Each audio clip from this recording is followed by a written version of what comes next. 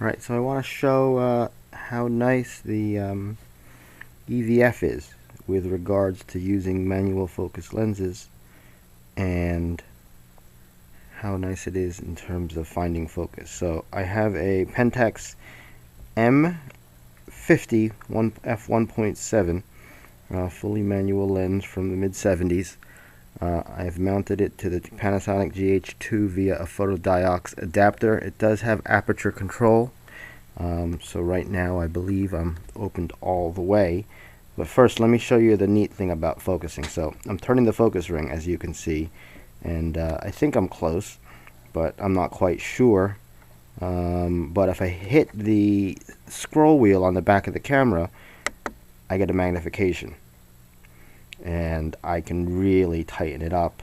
I can use the control pad to decide where I want the focus to be, right there or on the back edge. But let's start with the N and get that tight. I could zoom in even further, just make sure I got it, and then I hit the menu set button, and I've got focus. Along the bottom you could see the yellow is showing the shutter speed, the aperture is showing f0.0 because it doesn't know, there's no communication between the lens and the adapter and the camera, but it is showing me the approximate exposure at that aperture, f1.7.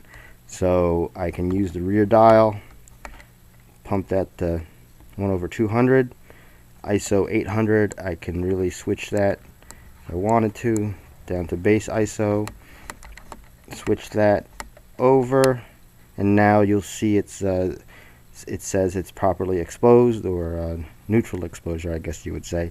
And now when I take the shot, I will go into instant review mode in the viewfinder. There's the shot I just took, and I can zoom in on that shot and see how I did. So the end's really sharp. Instant review inside the viewfinder. You don't have to take the camera away from your eye, and then you can adjust as necessary, which is really nice. If I stop down, a couple of clicks on the photodiox. I'm not quite sure exactly what each click stands for, but you will see the screen changing brightness a little bit. It's a little bit of the video camera trying to compensate for the changes in lighting, but you'll see I'm at 1/25. You'll see the histogram on the right. Again, the N is tight. Ready, shoot. And again, that's the shot I took. If I, for example, grossly overexposed it, I would know it immediately, and I'd see the flashing to show where the blowout.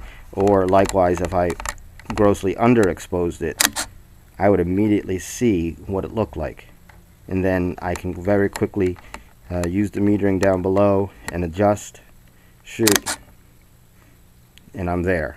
And again, I don't have to take the camera away from my eye in order to do that. So for example, if I wanted to get the entire word unicorn in focus, I'd probably stop down the photodiox even further, make sure the zoom was good on the N, scroll across to see if I get the U, because we're stopped down right now. Doesn't look like at this aperture I'll be able to get the whole thing in focus at this, or with these parameters. So it's kind of like I'll have to choose what's more important, or I can move the unicorn, of course. But again, I'm getting instant feedback